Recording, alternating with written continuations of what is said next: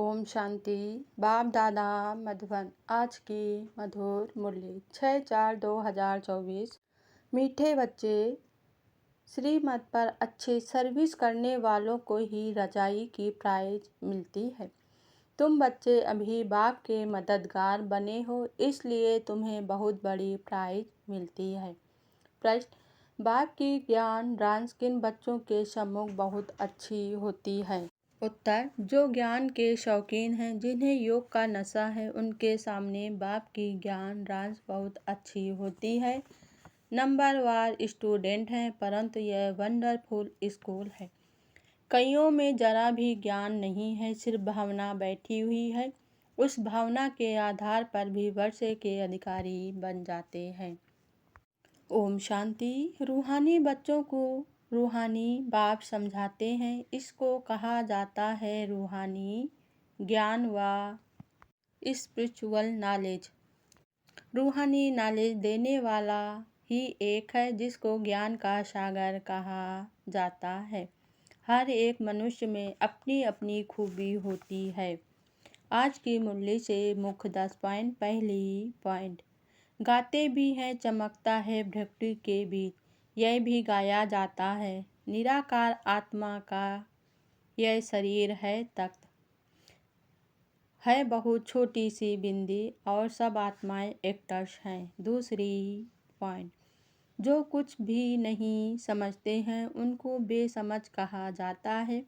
भारतवासी समझते हैं हम बहुत समझदार थे, विश्व का राजभाग हमारा था। तीसरी पॉइंट: बाप कहते हैं पहले आत्मा पतित बनती है, तब शरीर भी पतित बना है। सोने में ही खाद पड़ती है, तो फिर जेवर भी ऐसा बनता है।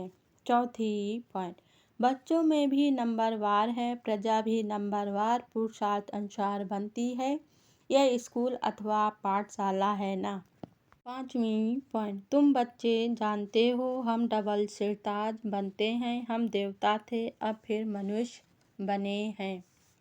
छठवीं पॉइंट: विष्णु को और नहीं है, लक्ष्मी नारायण अथवा राधे कृष्ण की जोड़ी कहो।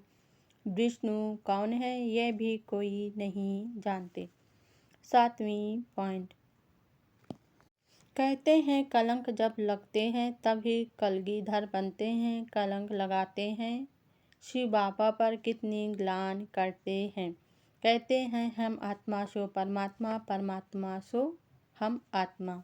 आठवीं पॉइंट: तुम पुरुषार्थ करते हो बाप को याद करने का, जिससे तुम एवर हेल्दी बनते हो, आयु भी बड़ी होती है। कल की बात है, 150 वर्ष की आयु थी ना, अभी तो 40-45 वर्ष एवरेज है।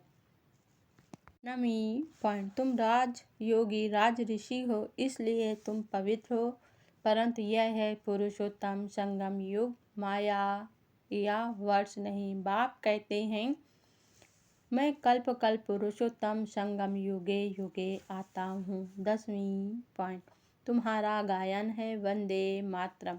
तुम धरती को भी पवित्र बनाती हो, तुम माताएं स्वर्ग का द्वार खोलती हो, परंतु यह कोई नहीं जानता। अच्छा, धारणा के लिए मुख्य सार। पहली पॉइंट: आत्मा रूपी ज्योत को प्रज्वलित करने के लिए सवेरे सवेरे याद की यात्रा में बैठना है। याद से ही जंक निकलेगी।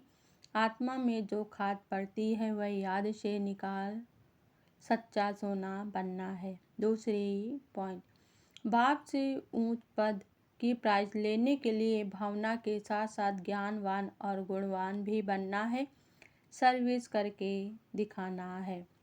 वरदान आज बाबा ने दिया, चलन और चेहरे से पवित्रता के श्रृंगार की झलक दिखाने वाले श्रृंगारी मूर्त भव। स्पष्टीकरण: पवित्रता ब्राह्मण जीवन का श्रृंगार है। हर समय पवित्रता के श्रृंगार की अनुभूति चेहरे व चलन से औरों को हो, दृष्टि में हो, मुख में हो, हाथों में, पाँवों में सदा पवित्रता का श्रृंगार प्रत्यक्ष हो। हर एक वर्णन करे कि इनके फ्यूचर से पवित्रता दिखाई देती है। नैनों में पवित्रता की झलक है, मुख पर पवित्रता की मुस्कुराहट है और कोई बात उन्हें नजर ना आए। इसको ही कहते हैं पवित्रता के सागर से श्रृंगारी हुई मूर्त।